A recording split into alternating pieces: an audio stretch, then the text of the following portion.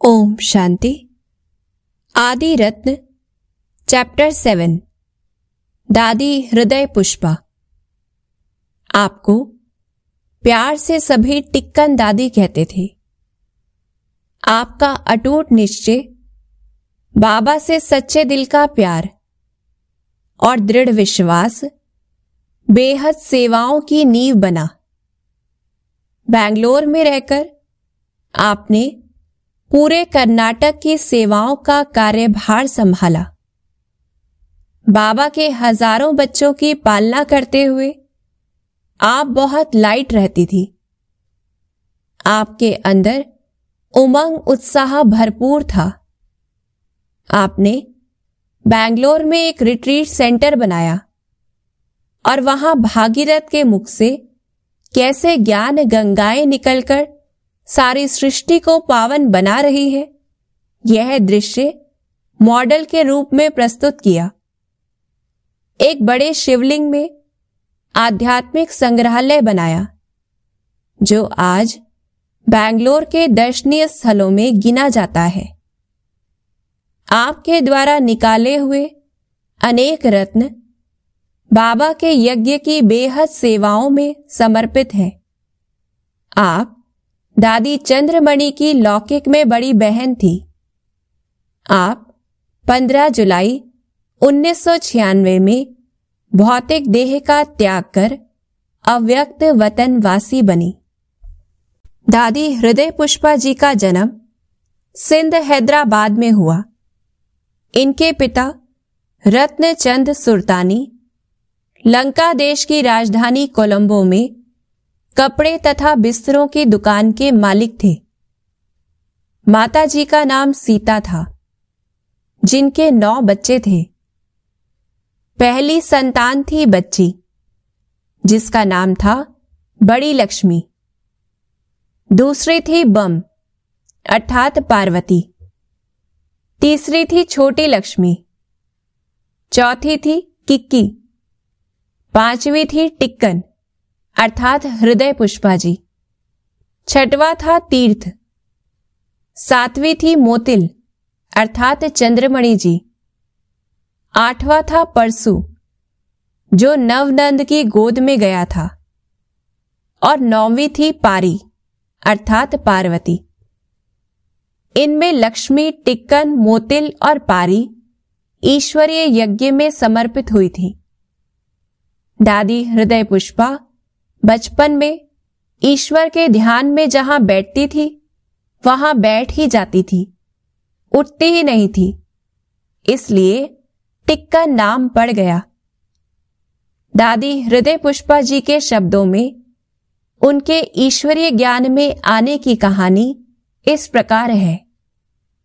आवाज आई, तुम पवित्र रहोगी। मैं जब 18 वर्ष की हुई, तब मेरी शादी निश्चित हो गई। शादी तय होने पर मुझे बिल्कुल अच्छा नहीं लगा, बहुत दुखी भी हुई। दूसरों की शादी की बात सुनकर भी मैं दुखी हो जाती थी, पर पता नहीं था कि ऐसा क्यों होता है। एक बार मेरे कानों में आवाज आई, तुम पवित्र रहोगी।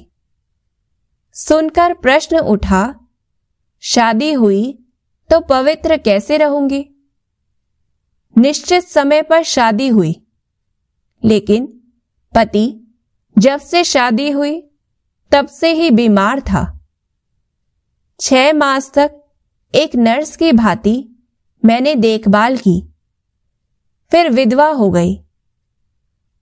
मुझे यह सोचकर भारी दुख हुआ कि कल तक तो मैं कन्या थी, पर आज विधवा बनकर सबकी नफरत भरी नजरों का सामना करना पड़ेगा। मुझे कई बार यह शब्द भी सुनाई देता था कि कृष्ण मिलेगा, कृष्ण मिलेगा, लेकिन अभी तक कृष्ण क्यों नहीं मिला, यह सोचकर भी दुख होता था। बाबा ने पूछा, क्या बिंदी को पति होता है? एक दिन मैं जब गीता पढ़ने बैठी, तो उस ग्रंथ से एक ज्योति बिंदु प्रकाश फैलाते हुए ऊपर आ रहा था। उस प्रकाश में मुरलीधर श्री कृष्ण भी दिखाई पड़ा। उसे देखकर इतनी खुश हुई कि अपने आप को ही भूल गई। 3 दिन बाद मेरी एक मौसी घर में आई और कहने लगी कि तुम दादा लेखराज के पास जाओ, श्री कृष्ण के दर्शन होंगे। वहां गई तो एक साधारण व्यक्ति अर्थात दादा लेखराज को देखा। सोचने लगी कि कहाँ है श्री कृष्ण। दादा ने पूछा, बेटी तुम कौन हो? मैंने कहा, मैं एक दुखी इंसान हूं।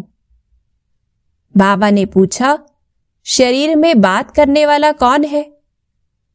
फिर कहा, मनुष्य को जीते जी क्यों नहीं जलाते? मरने के बाद क्यों जलाते हैं? मरने के बाद उसमें से क्या चला जाता है? अभी तुमको शमशान में ले जाकर जलाएंगे क्या? फिर बाबा ने अपने हाथ से एक मनुष्य का चित्र बनाया और उसकी भ्रिकुटी में आत्मा अंकित की। फिर मुझे समझाया कि देखो, यह शरीर तो 5 तत्वों का पुतला है और विनाशी है। इसके अंदर जो आत्मा है वह चेतन है और अनादि अविनाशी है। बच्ची, ये 2 चीज अलग अलग है। शरीर जल जाता है, आत्मा नहीं जलती। आत्मा एक शरीर से निकलकर दूसरे शरीर में प्रवेश कर जाती है। अब बताओ, आप दोनों में से कौन हो? आप यह 5 तत्व का शरीर हो जो कि जल जाता है, या इसमें जो आत्मा है आप वही हो? मैंने कहा, बाबा इस स्पष्टीकरण के अनुसार तो मैं एक आत्मा हूं, ज्योति बिंदु स्वरूप हूं। तो बाबा ने पूछा, क्या बिंदी को पति होता है? तुम तो ज्योति स्वरूप आत्मा हो, शांत स्वरूप आत्मा हो, फिर अशांत कैसे हुई? अशांति तो प्रकृति के धर्म को अपनाने से होती है। अब बताओ, यह किसने कहा कि मैं एक दुखी इंसान हूं? आप दुखी इंसान हो या शांत स्वरूप आत्मा हो? यह सुनते ही मेरी रोम रोम में बिजली की तरह प्रकाश दौड़ गया और मैं देह से न्यारी हो गई। इस स्थिति में निज आत्मा का अनुभव करने लगी। आत्मा में दुख अशांति का जो काला सा बादल था वह इस रोशनी से मिटने लगा। आत्मा साफ होने लगी और निज स्वरूप में टिककर खुशी में हंसने लगी। जब इस अवस्था से कुछ नीचे उतरी तब बाबा ने मुझे बुलाया और पूछा, अब बताओ कि आप कौन हो? मैंने कहा, मैं एक आत्मा हूं। बाबा ने फिर पूछा, अब आप दुखी हो या सुखी? मैंने कहा, मैं एक शांत स्वरूप तथा सुख स्वरूप आत्मा हूं। मेरे जैसा सुखी कोई नहीं। बाबा ने फिर पूछा, संसार दुख रूप है या सुख रूप? मैंने कहा, सुख रूप है। तब बाबा ने कहा, अच्छा, आज का पाठ पक्का करना और फिर कल मैं दूसरा पाठ पढ़ाऊंगा। माता ने किया विष्णु चतुर्भुज का साक्षात्कार। मैं जब बाबा के पास आई थी तो मन ही मन रोती हुई आई थी और अब हंसते हुए घर लौट रही थी। मेरी अवस्था आत्मस्थित और हर्षमय थी। मुझे एक अलौकिक नशा सा था। मेरी माताजी मेरे भाई की अचानक मृत्यु के कारण और मेरे विधवा हो जाने के कारण बहुत दुखी रहती थी। मैंने घर में जाकर अपनी दुखी माता को भी यह ज्ञान वार्तालाप सुनाया। मैंने माताजी से कहा, आप रोते क्यों हो? प्रकृति के बने शरीर तो नाशवान है ही, उनके लिए क्या रोना? आत्मा तो अजर अमर अविनाशी है। आप तो शांत स्वरूप है। माताजी को ये बातें बहुत ही अच्छी लगी। उसने मुझसे कहा कि तुम प्रतिदिन जाकर ज्ञान सुन आया करो और मुझे भी सुनाया करो। मैंने एक दिन बाबा को स्वयं ही अपनी लौकिक माता के दुख का समाचार सुनाया। बाबा ने कहा, अच्छा, मैं उनके पास अभी चलता हूं। बस उसी घड़ी दयालु बाबा मेरे साथ चले, मेरी दुखी माता को शांति देने। हम घर पहुंचे। आहा, मेरी लौकिक माता बाबा को देखते ही 1 सेकंड में देह भान को भूल गई और विष्णु चतुर्भुज का दिव्य साक्षात्कार करने लगी। अब उनके मुख पर मानसिक शांति की रेखाएं उभर आई और वे हाथ जोड़े ध्यान मगन बैठी रही। ध्यान अवस्था से नीचे उतरने पर बाबा ने उन्हें भी ज्ञान अमृत पिलाकर शांत किया। हमारे सारे दुख दूर हो गए। जब मैं और मेरी मां सत्संग में जाने लगे तो हमारे सारे दुख दूर हो गए। मुझे देखकर मेरे पिताजी को बहुत खुशी हुई, क्योंकि हर माँ बाप यही चाहते हैं कि उनके बच्चे खुश रहें। मैंने पिताजी से कहा, आप भी चलो दादा के पास। उन्होंने कहा, तुम लोगों को देखकर ही मुझे खुशी हो रही है। मुझे ज्ञान मिला, फिर वहां क्या जाना है। कुछ समय बाद एक दिन बाबा ने कहा कि आप सभी अपने लौकिक माता पिता से या सास ससुर से चिट्ठी ले आओ, जिसमें लिखा हो कि हम अपनी बच्ची या स्त्री को खुशी से छुट्टी देते हैं कि वह ओम मंडली में ओम राधे के पास ज्ञानामृत पीने और पिलाने जावे। अतः मैंने भी अपने लौकिक पिता से इसके लिए आवेदन किया। वह मांसाहारी थे, शराब खूब पीते थे तथा उनके संस्कारों का धर्म की ओर झुकाव नहीं था। वे यह सुनकर बहुत ही गर्म हो गए और बोले कि मैं ऐसा नहीं लिख कर दूंगा। मैं सोच में पड़ गई कि अब क्या होगा। बाबा चिट्ठी के बिना सत्संग में प्रवेश नहीं देंगे और पिताजी लिखकर नहीं देते। मैं तो ज्ञान अमृत के बिना वैसे ही तड़प कर मर जाऊंगी, जैसे मछली जल के बिना तड़प कर मर जाती है। मैं मन ही मन प्रभु को याद करके कहती थी कि प्रभु, आप ही मेरी सहायता करो।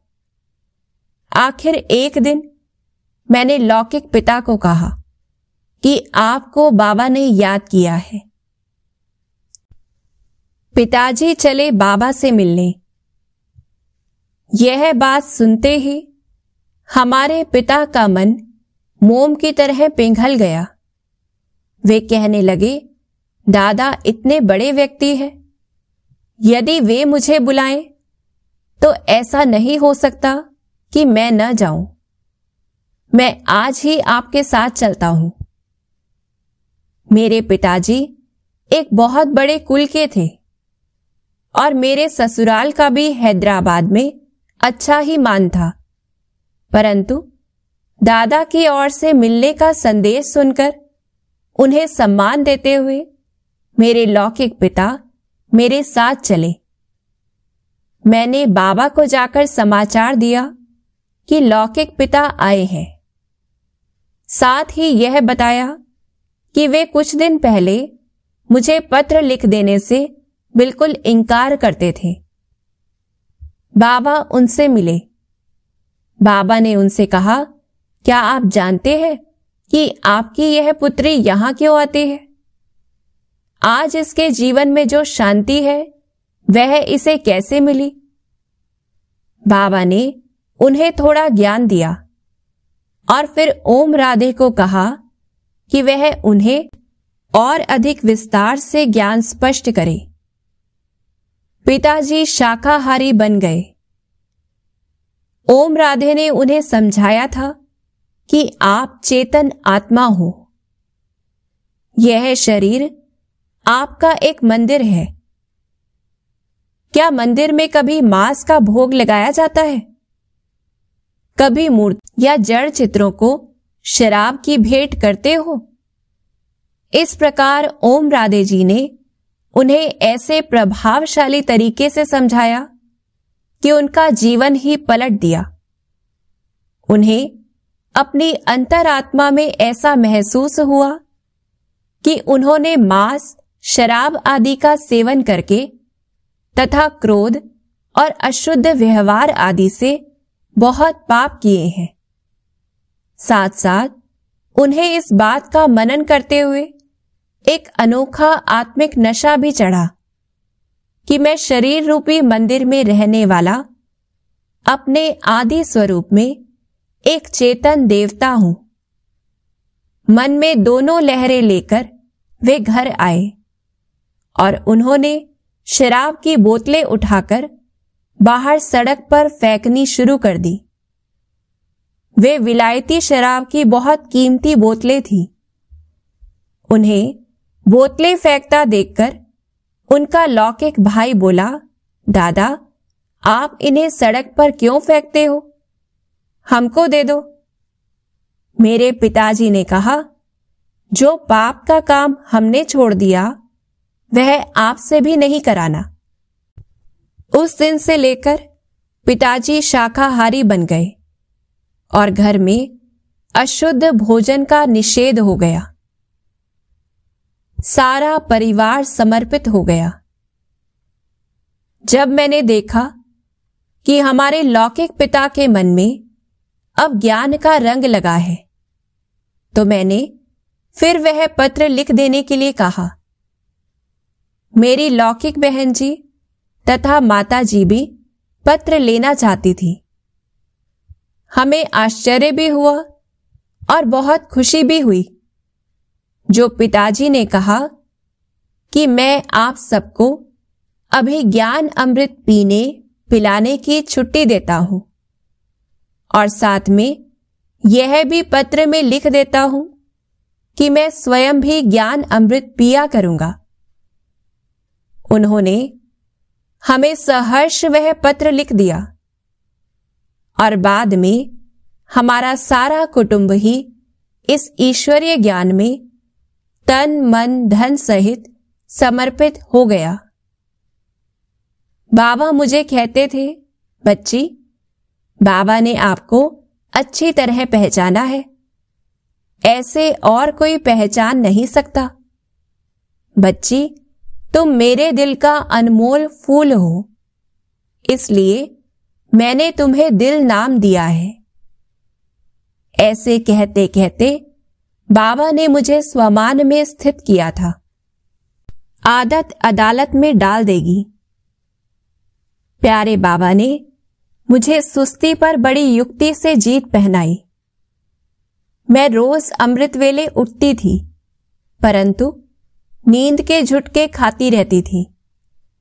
मैंने बाबा से कहा, बाबा, आप तो कहते हो यह सहज राजयोग है, परंतु इतनी कठिनाई क्यों होती है? नींद के झुटके खाने से तो अच्छा है मैं जाकर सो जाऊं। बाबा ने बड़े रहम भाव से कहा, बच्ची, चाहे झुटके खाओ या गुटखा, पर उठकर जरूर बैठो। धीरे धीरे उठने की आदत पड़ जाएगी, फिर माया सामना नहीं करेगी। अगर सो जाओगी तो वही आदत पड़ जाने से फिर माया जीत पाने नहीं देगी और बड़ी आदत अदालत में डाल देगी। ऐसे कहकर बाबा ने तीर लगाया। मैं जागती ज्योति बन गई। एक बार मैं बड़े हॉल में सो रही थी। परंतु प्रातः नींद नहीं खुली। मैं सपने में देख रही हूं कि बाबा से लाइट की किरणें बड़े जोर से मेरी तरफ आ रही हैं। मैं इसी में मगन थी। अचानक आंख खुली तो देखा बाबा और उनके साथ अन्य 2-3 बहनें मेरे सामने खड़े मुझे दृष्टि दे रहे थे। मैं शर्मसार हुई और उठकर चली गई, परंतु बाबा की उस कल्याणकारी दृष्टि ने मेरी आंखों से व्यर्थ नींद चुरा ली और मैं जागती ज्योति बन गई। बाद में पहरे की ड्यूटी के समय भी मैं निद्राजीत बनने में सफल रही। इस प्रकार बाबा ने मुख से कुछ भी कहे बिना ही मुझे निद्राजीत बना दिया। ऐसे बाप का कितना न शुक्रिया अदा करूं। इसी निद्राजीत की स्थिति को आगे बढ़ाते हुए एक रात मैं सारी रात्रि योग करने का संकल्प लेकर बैठ गई। मुझे समय का एहसास नहीं था। रात्रि 2 बजे प्यारे बाबा की ब्राह्मणी आई। बाबा ने उसे टॉर्च देकर भेजा था कि जाओ देखो ऐसी कौन सी आत्मा है जो मेरी भी नींद को फिटा रही है। वह ढूंढते ढूंढते मेरे पास पहुंची, फिर मुझे ले गई बाबा के पास। बाबा बोले, बच्ची क्या बात है जो मेरी नींद फिटा रही हो? बोलो बाबा से क्या चाहिए? ऐसे कहते दृष्टि देने लगे। वह दृष्टि मुझे इतना निहाल करती रही जो उस प्यार के सागर में मैं समा गई। वे सुखद मिलन की घड़ियां जिंदगी में कभी भूल नहीं सकती हूं। जो पाना था सो सब कुछ पा लिया, ऐसे भरपूर महसूस करती हूं।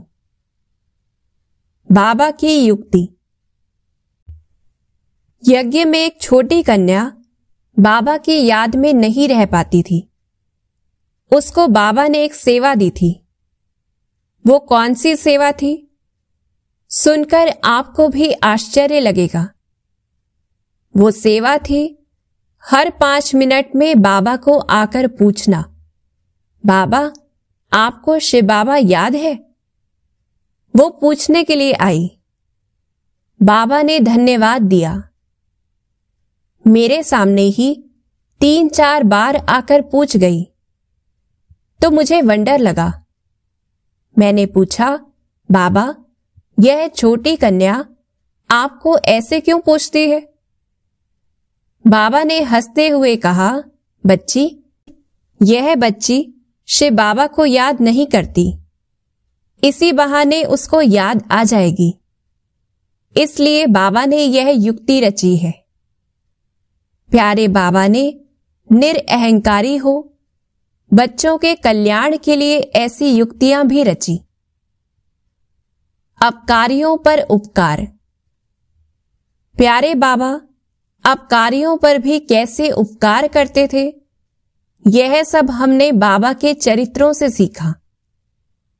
एक यज्ञ का पाला हुआ भाई भागंती होकर यज्ञ की गलानी करता था। उसको मेरे द्वारा बाबा ने एक पत्र भेजा जिसमें लिखा था, आ लौट के आजा मेरे मीत, बच्चे आ जाओ फिर से। मैंने जब उसे पत्र दिया तो उसने पूछा, यदि मैं जाऊं तो क्या बाबा मुझे उसी दृष्टि से देखेंगे जिस दृष्टि से पहले देखते थे? मैंने कहा, हां क्यों नहीं, जरा पत्र देखो तो। उसने दोबारा पत्र पढ़ा और एकदम घायल होकर बाबा से मिलने चला आया। सामने पांडव भवन में बाबा खड़े थे। बाबा ने देखते ही स्नेह की दृष्टि देते हुए उसे एकदम गले से लगा लिया। मैं मन ही मन मुग्ध होकर सोचने लगी, वाह बाबा वाह, आप तो कितने उपकारी हो। जिसने इतनी गलानी की, गाली दी, उसे भी अपनाया।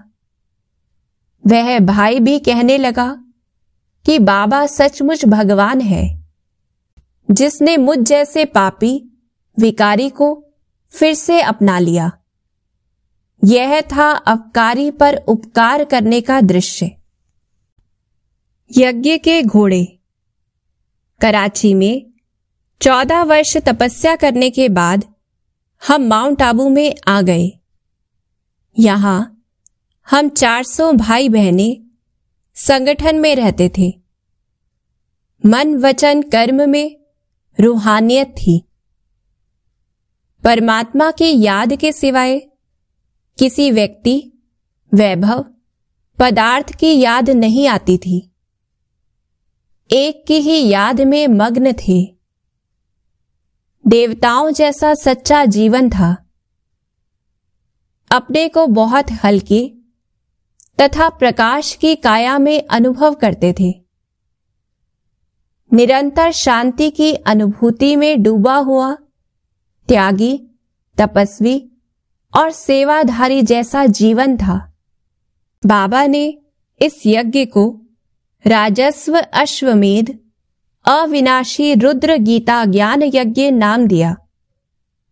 जैसे प्राचीन काल में अश्वमेध यज्ञ रचते थे, तो यज्ञ के एक सफेद घोड़े को चारों दिशाओं में जाने के लिए खुला छोड़ देते थे। जो कोई उस घोड़े को बांधता था, उसे युद्ध करना पड़ता था। यहां भी बाबा ने रुद्र गीता ज्ञान यज्ञ के सफेद वस्त्रधारी निमित्त बहनों भाइयों को भगवान का संदेश देने हेतु मानो घोड़ों की तरह देश विदेश में भेजने की योजना बनाई, ताकि ज्ञान यज्ञ की ज्वाला चारों ओर फैल सके। एक दिन मैं पहाड़ी पर बैठी बाबा की याद में मगन थी। इसी बीच मुझे अशरीरी वाणी सुनाई पड़ी कि जाओ, सेवा के लिए निकलो। योग से उठकर यहां वहां देखा तो कोई दिखाई नहीं पड़ा। दूसरे दिन भी जब मैं योग में बैठी थी, तो वही आवाज सुनाई पड़ी कि जाओ, सेवा पर जाओ। फिर एक दिन बाबा ने मुझे कमरे में बुलाया और कहा, बच्ची जाओ, सेवा के लिए निकलो।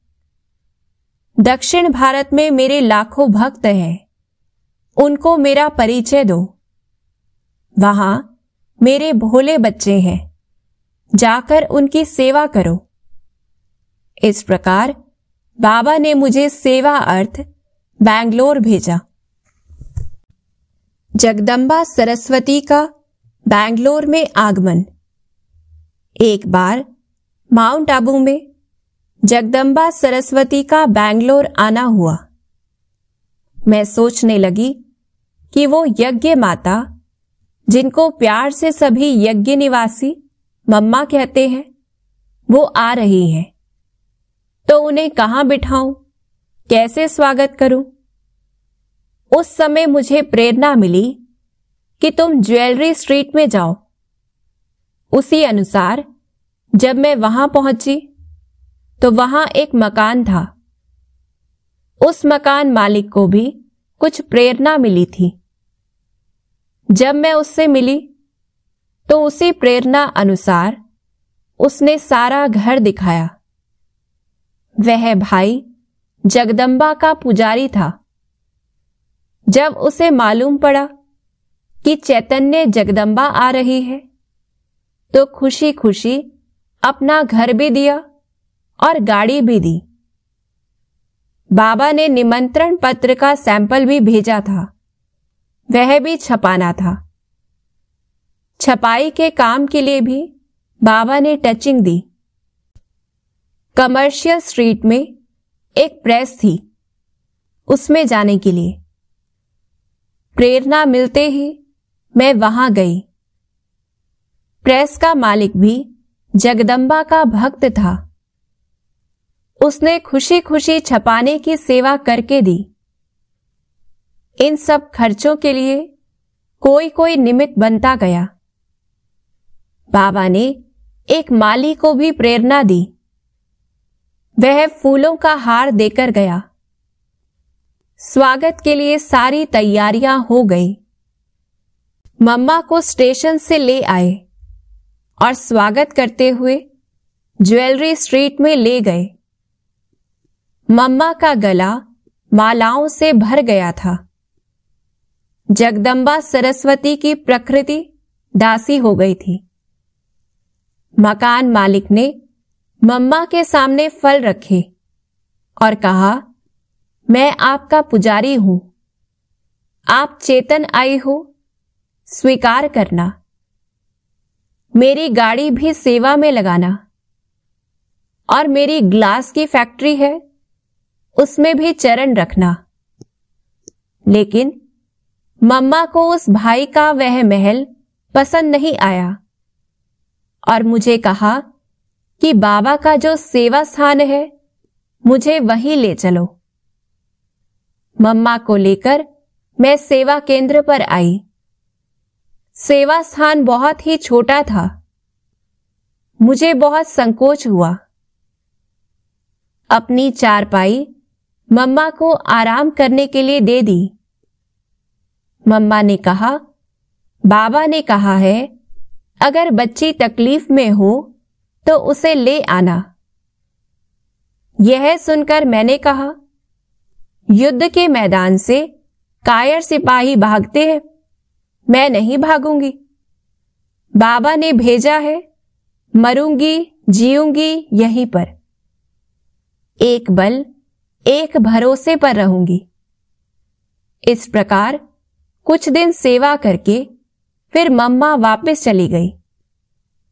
मम्मा के इतने बढ़िया स्वागत का मुझे कभी सपने में भी ख्याल नहीं था।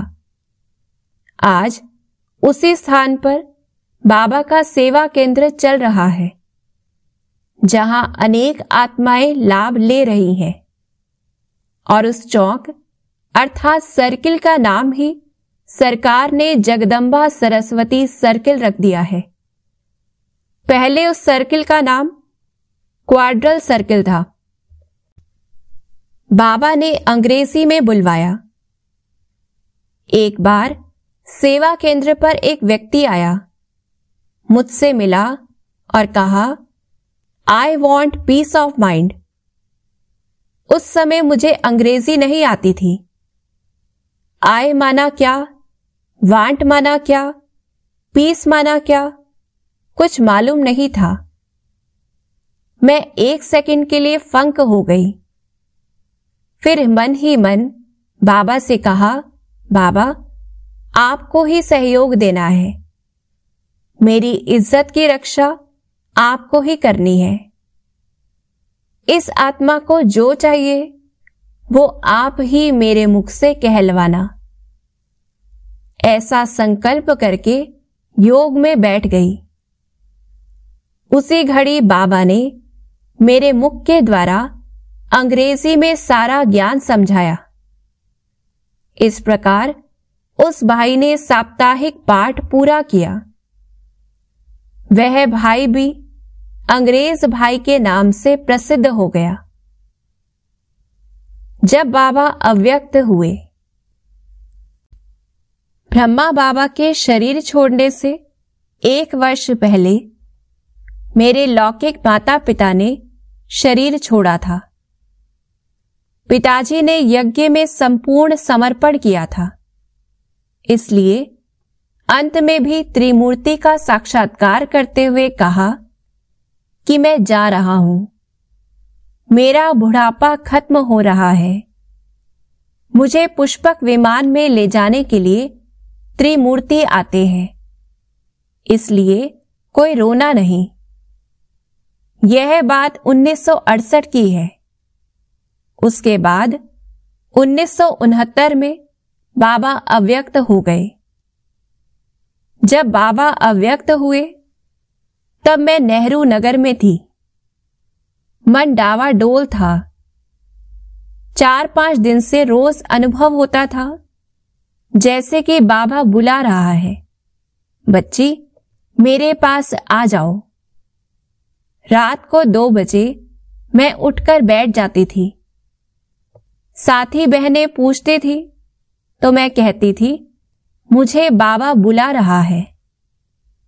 ऐसा सुनने पर सब हंसी करते थे कि क्या आप शरीर छोड़ेंगी।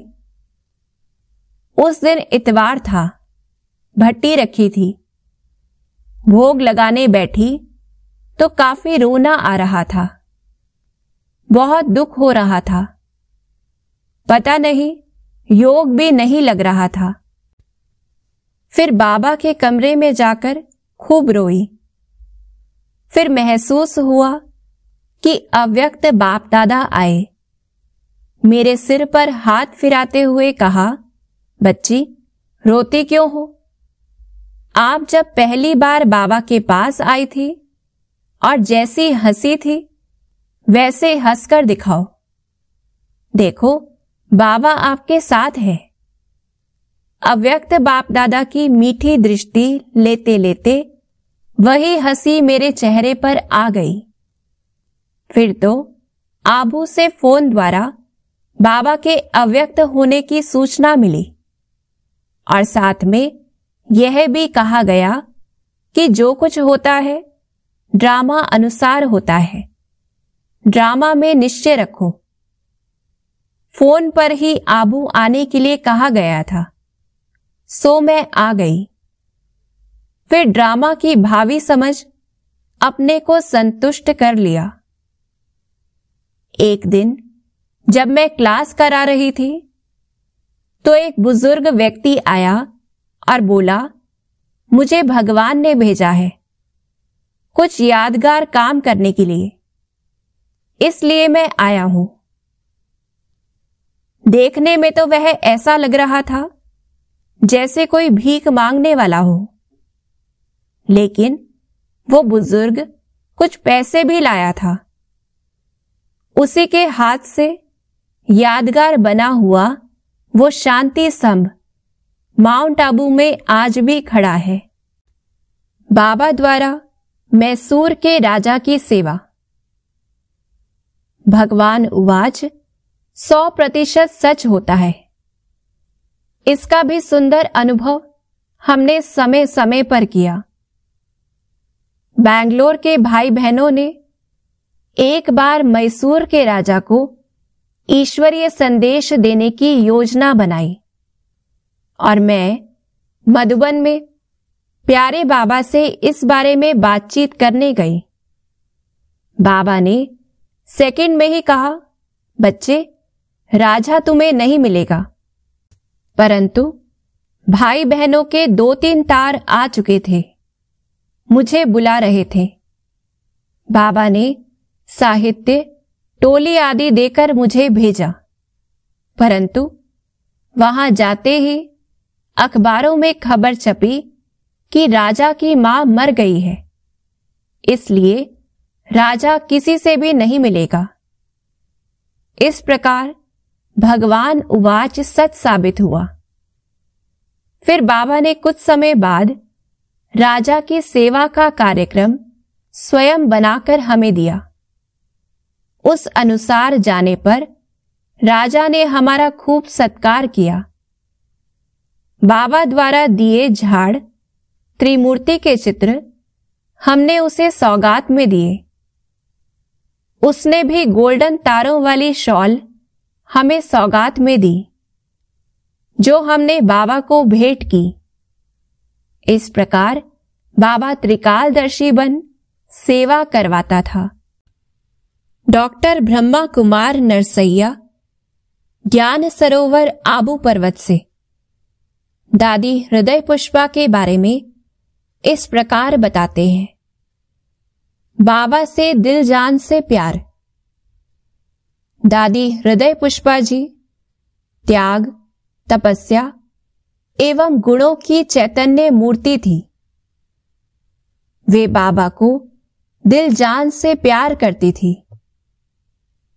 उनके हर वाक्य में बाबा बाबा शब्द रहता था। बाबा के महावाक्य मुरली पर उनका अथाह प्रेम और श्रद्धा रहती थी। रोज वे कम से कम 3 बार मुरली पढ़ा करती थी। कोई भी आए, चाहे छोटा या बड़ा, वे खुद मुरली पढ़कर सुनाती थी। जब वे योग में बैठती थी, तब सिर्फ अपनी देह को ही नहीं, सारी दुनिया को भूलकर, तन्मय होकर बाबा की लगन में मगन रहती थी। वे भाषा से नहीं, योग शक्ति से समझाती थी। वे कर्नाटक की राजधानी बैंगलोर में रहती थी, लेकिन उनको कन्नड़ भाषा नहीं आती थी। वे भाषा से नहीं, अनुभूति से, योग की शक्ति से जिज्ञासुओं को समझाती थी, अनुभव कराती थी। वे सात्विक अन्न, पवित्रता, योग तथा मुरली को प्रथम स्थान देती थी। वे कभी खाली नहीं बैठती थी, हमेशा किसी न किसी सेवा में व्यस्त रहती थी। प्रतिदिन सुबह की मुरली वे ही सुनाती थी। मुरली के बाद फ्री होती तो सबके साथ सब्जी काटने बैठ जाती थी। अगर कपड़े सिलाई करने होते तो कपड़े कटिंग करके देती थी। हर संकल्प सिद्ध। दादी हृदय पुष्पा जी की एक प्रबल इच्छा थी कि बैंगलोर नगर में एक राजयोग भवन बनाए और उसके अंदर एक बड़ा शिवलिंग रहे और उस शिवलिंग के अंदर आध्यात्मिक संग्रहालय अर्थात म्यूजियम रहे। हमने देखा कि दादी जी कोई भी संकल्प करती थी, वो सिद्ध हो जाता था या वे उसे सिद्ध कर लेती थी। योग भवन बनाते समय उस जमीन तक जाने के लिए, चलने के लिए ठीक रास्ता ही नहीं था, लेकिन दादी जी वहीं रहकर कंस्ट्रक्शन का काम कराती थी। उन दिनों शिवलिंग रूप का कोई भवन हमारे विद्यालय का नहीं था। क्लास में आने वालों ने तथा अन्य स्थानों पर रहने वाले कई बीके भाई बहनों ने इसका विरोध किया कि यह भक्ति मार्ग है, लेकिन शिवलिंग का यह म्यूजियम कैसा होना चाहिए, उसका निर्माण कैसे कराना चाहिए, यह सब बाबा ने दादी जी को साक्षात्कार में दिखाया। दादी जी ने उसी अनुसार शिवलिंग के रूप का म्यूजियम उस राजयोग भवन में बनवाया। साधन बाबा के कार्य के लिए है। शिवलिंग बनाते समय पैसों की कमी पड़ गई, तो उनके पास उस समय 2 कारें थी। दोनों को उन्होंने बेच दिया। उस पैसे से रुके हुए कार्य को आगे बढ़ाया। उस समय मैंने दादी जी से पूछा, दादी, आपने दोनों कारें बेच दी, अब आप कैसे आना जाना करेंगी? वीवीपुरम सेंटर से राजयोग भवन करीब 16 किलोमीटर दूर है। तब उन्होंने कहा कि बाबा है, किसी न किसी कार वाले को भेज देगा, वो आकर ले जाएंगे।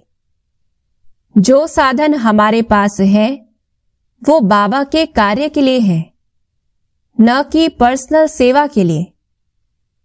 इस प्रकार वे हमेशा बाबा की सेवा को ही प्रथम स्थान देती थी, बाद में अपने को। फिर तो रोज कोई ना कोई भाई आकर उनको वहां छोड़ता था और ले आता था। पूरे दक्षिण भारत में ईश्वरीय ज्ञान एवं राजयोग का बीज जिन्होंने बोया, उनके तपोबल, मनोबल एवं धारणा के बल के फलस्वरूप आज हजारों ईश्वरीय सेवा केंद्र पूरे दक्षिण भारत, कर्नाटक, आंध्र प्रदेश, तमिलनाडु और केरल में सेवा कर रहे हैं। धीरज और योग बल से सफलता। सेवा केंद्र में कोई भी विघ्न आए या परिस्थिति आए, वे कभी घबराती या चिंतित नहीं होती थी। उन्होंने धीरज और योग बल से काम लिया और काम किया। एक बार मधुबन से 2 बसें भर के भाई बैंगलोर आए थे टूर पर। उन दिनों राज्य भर में मिट्टी का तेल कंट्रोल में था, किसी भी दुकान में नहीं मिलता था। क्लास के सब भाई बहनें चिंता करने लगे कि क्या करें, सबके लिए खाना कैसे बनाएं। दादी जी जाकर बाबा के कमरे में योग में बैठ गई। भाई बहनें आपस में मिलकर अपने अपने घरों से मिट्टी का तेल लेकर आए। सबका इकट्ठा किया हुआ तेल इतना हो गया कि सब कार्य व्यवस्थित रूप से संपन्न हुए। उन्होंने हम सबको यह पाठ पढ़ाया कि कोई भी समस्या आती है या कोई भी कार्य करना है तो बाबा को साथ रखो और बाबा की याद में करो। तब बाबा उस कार्य को सफल करने के लिए कोई ना कोई हल निकाल देता है। बाबा पर उनका निश्चय, उनका भरोसा देखने लायक होता था। मुख से बाबा के महावाक्य और चरित्र ही निकलते थे। हमने देखा कि सदा उनके मुख द्वारा बाबा के महावाक्य और साकार बाबा के चरित्र ही निकलते थे। यज्ञ इतिहास सुनाते सुनाते वे खो जाती थी। उनका अनुभव सुनते सुनते हमें भी ऐसा लगता था कि हम भी कराची में साकार बाबा के सम्मुख बैठे हुए हैं। जब मां सरस्वती बैंगलोर आई थी, उन दिनों का अनुभव जब वे सुनाती थी, उन्हें सुनते सुनते हम भी सुध बुध भूल जाते थे। खुशी में तन मन डोलने लगते थे। शुरू शुरू में क्लास में आने वाले कोई भाई बहनें 5 रुपए की भी सेवा करते थे तो तुरंत दादी जी उन पैसों की डाक टिकट मंगवाकर मधुबन भेज देती थी ताकि मुरली भेजने के काम में आए। पुलिस इंस्पेक्टर हाथ जोड़कर खड़ा हो गया। एक बार बैंगलोर में कोई विघ्न आया।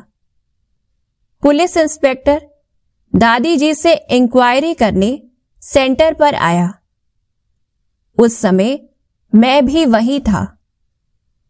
वो इंस्पेक्टर आकर थोड़ी ऊंची आवाज में ही पूछने लगा कि कहाँ है आपकी दादी जी। उस समय दादी जी अपने कमरे में योग कर रही थी। वह वहीं गया। दादी जी को देखते ही उसको क्या साक्षात्कार हुआ पता नहीं। वह दादी दंडवत प्रणाम कर हाथ जोड़कर खड़ा हो गया। थोड़े समय के बाद बिना कुछ पूछे वहां से चुपचाप चल पड़ा। लेकिन दादी जी ने उसको बुलाकर टोली देकर भेजा। रक्षाबंधन के त्योहार पर दादी जी शाम को राखी बांधने के लिए बैठती थी और रात 10 बजे तक लगातार योग युक्त होकर हमको दृष्टि देते हुए राखी बांधती थी। हमें ऐसा अनुभव होता था कि राखी बांधने के समय बाप दादा भी वहां पर उपस्थित हैं। पूरा वायुमंडल अव्यक्त और योग युक्त रहता था। उनसे देवी का साक्षात्कार। दादी जी के सामने कोई भी आए, चाहे वो ज्ञानी हो या भक्त, सब उनसे वरदान, प्रेरणा लेकर जाते थे। कई लोगों को तो दादी जी को देखकर देवी का साक्षात्कार होता था।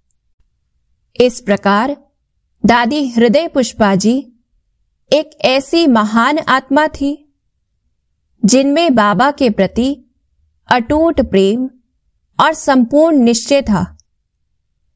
वे सत्यता, आज्ञाकारिता, ईमानदारी, वफादारी, फरमान बरदारी की सजीव मूरत थी।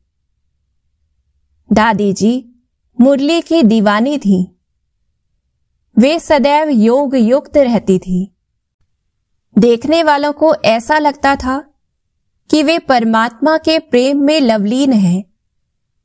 वे एक महान योगिन व तपस्विनी थी। ओम शांति।